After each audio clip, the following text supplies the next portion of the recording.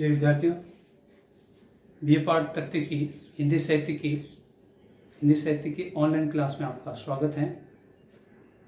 और आज का हमारा जो मूल प्रश्न है परीक्षा की दृष्टि से वो है रसावयव से आप क्या समझते हैं। रसावयव यानी रस के अवयव यानी रस के अंग क्या क्या है, ये प्रश्न परीक्षा की दृष्टि से बहुत ही महत्वपूर्ण बनता है। ध्यान देने की बात है कि देखिए, रसावयव यानी रस प्लस अवयव, रस के अवयव कौन कौन से हैं उसके बारे में बहुत बार परीक्षा में प्रश्न पूछा जाता है। इसके भी दो प्रश्न बनते हैं, एक अतिलोकतात्मक, एक लघुचात्मक। अतिलोकतात्मक प्रश्न कौन सा है, रस के अवयव कौन कौन से हैं, तो आप बताएंगे स्थायी भाव, विभाव, अनुभाव और संचारी भाव। ठीक है। दूसरा प्रश्न ये बनते हैं कि रस की सामग्री को, रस की जो सामग्री उसको क्या कहते हैं। ये परीक्षा में प्रश्न पूछा नहीं गया, इस बार आने की संभावना। रस की सामग्री को रसा अवयव कहा जाता है। ध्यान देने की बात है, रस की सामग्री को रसा अवयव कहा जाता है, इसलिए मैंने विशेष रूप से लिखा है रस की सामग्री को रसावयव कहते हैं। ठीक है ना। ये पाठक या सहृदय को अनुभूति कराने में सहायक होते हैं। कोई पाठक होता है या सहृदय होता है जो हिंदी साहित्य में विशेष रुचि रखता है या उसकी दिलचस्पी होती है उस विषय को पढ़ने में। ठीक है ना। अनुभूति कराने में जो सहायक होते हैं, ठीक है ना, ये रसावयव होते हैं। अब ध्यान दीजिए, रसावयव बहुत सारे अवयव के बारे में विद्वानों ने चर्चा की, लेकिन यहाँ पर अध्ययन की दृष्टि से आपको सिर्फ 4 अवयव में यहाँ पर श्यामपट्ट के माध्यम से समझाने का प्रयास कर रहा हूँ। आपको परीक्षा में यही लिखना है। ठीक है। ध्यान देंगे आप लोग। सबसे पहले रसावयव, सबसे पहले रस की परिभाषा आपको लिखनी पड़ेगी। किसी काव्यगत पंक्ति को पढ़ते समय, सुनते समय, देखते समय जो में अथाह आनंद की अनुभूति होती उसे रस कहते हैं। और रस की परिभाषा, रस की बात कहने वाले आदि प्रवर्तक हैं आचार्य भरतमुनि, और इन्होंने अपनी पुस्तक नाट्यशास्त्र में रस के बारे में इन्होंने विस्तार से चर्चा की है। ठीक है ना। तो रस के अवयव वो इस प्रकार हैं। ठीक है। रस के अवयव 4 है, स्थायी भाव, विभाव, अनुभाव और संचारी भाव। ध्यान दीजिए, बहुत ही महत्वपूर्ण प्रश्न बनता है दूसरी यूनिट में से।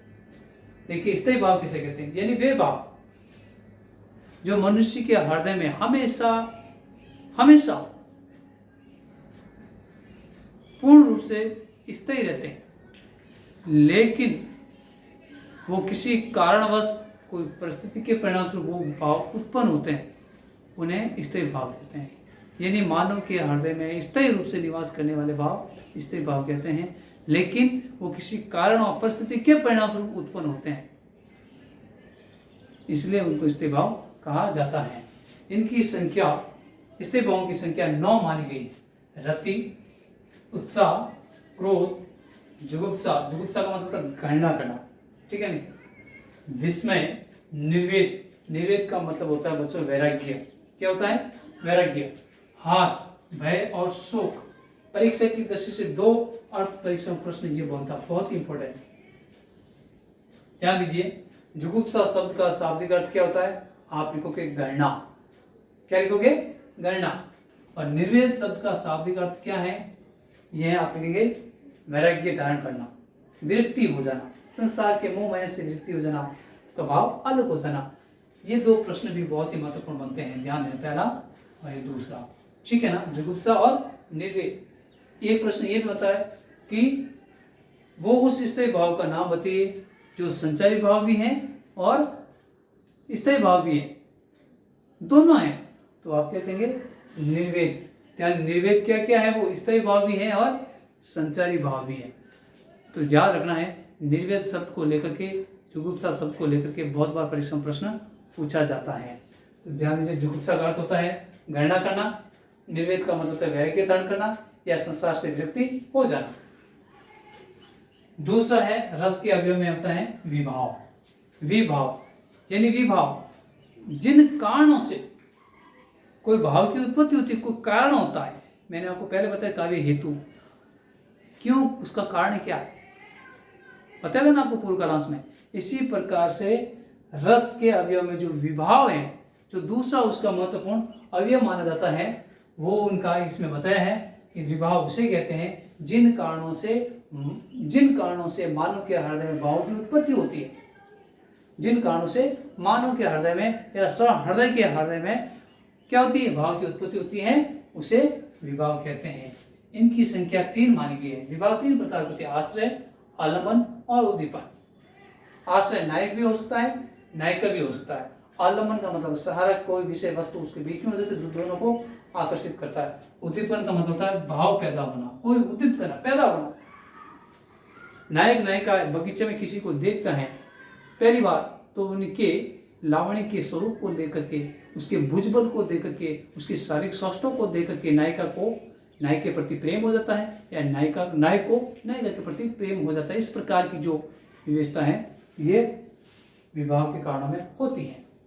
ठीक है ना। तीसरा है रस के अवयव में से, वो है अनुभाव। देखिए, जिन कारणों से भाव की उत्पत्ति, जिन कारण से भाव की उत्पत्ति, वो तो था विभाव। अब यह भावों का बोध कराने वाले कारण, भावों का बोध, जैसे नायक नायिका को देख लिया और वो उन्होंने संकेत किया, तो इस प्रकार के भाव की अनुभूति होती है। उसकी आवाज सुनना, उसके संकेतों करना, उसके शारीरिक चेष्टों को देखना, उसका मुस्कुराना, संकेत करना, पोशाक के माध्यम से, फूलों के माध्यम से, किसी प्रकार को संकेत करने की जो स्थिति होती है, वो होता है अनुभाव होता है। अनुभाव का मतलब अनुभव होना। ठीक है ना। यानी दूसरे रूप में परिभाषा ये भी कह सकते हैं, आश्रय के हृदय में स्थित स्थायी भाव। कोई भी आश्रय होता है, नायक वो भी हो सकता है, नायिका भी हो सकती है, उसके हृदय में स्थित स्थायी भाव का ज्ञान उसकी जिन शारीरिक चेष्टाओं से होता है, उन्हें अनुभाव कहते हैं, उन्हें अनुभाव कहा जाता है। इनकी संख्या भी 4 मानी जाती है, कायिक, वाचिक, आहार्य और सात्विक। क्या है इसमें? कायिक, वाचिक, आहार्य और सात्विक। आपको इसको विस्तार से नहीं जाना है, ये याद रखना है। ठीक है। परीक्षा में प्रश्न ये भी आ सकता है, विभाव के कितने प्रकार हैं? विभाव के प्रकार है आश्रय और आलंबन और उद्दीपन। ठीक है। परीक्षा में एक प्रश्न आ सकता है, विभाव की परिभाषा लिखते हुए उनके भेदों को बताइए। तो विभाव की परिभाषा क्या लिखेंगे? जिन कारणों से भाव की उत्पत्ति होती है उन्हें विभाव कहते हैं। इनकी संख्या 3 है। पहला आलंबन है, दूसरा आश्रय है, तीसरा आप कह सकते हैं उद्दीपन है।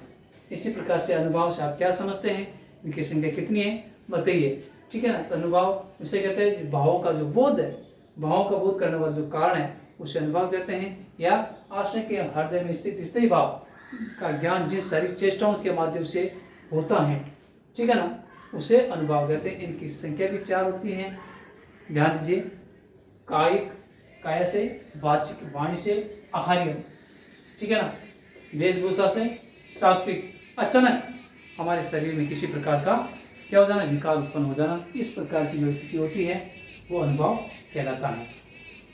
तीसरा है संचारी भाव, यानी संचरण करना, एक हमेशा स्थित नहीं रहना।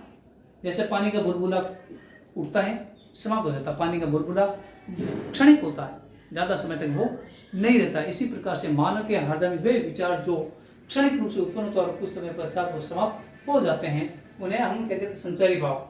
यानी परिभाषा में ऐसे भी लिख सकते हैं, स्थायी भावों को पुष्ट करने वाले भाव को संचारी भाव कहते हैं। ये सभी रसों में संचरण करते हैं, इसीलिए इसको संचारी भाव भी कहा जाता है। कुछ विद्वानों ने इसको बताया, इसे व्यभिचारी भाव भी कहा जाता है। इनकी संख्या 33 होती है, ठीक है ना। इस प्रकार से परीक्षा की दृष्टि से जो महत्वपूर्ण प्रश्न बन रहा है वो ये है कि रसाव्यवस्था आप क्या समझते हैं, आप समझिए। धन्यवाद।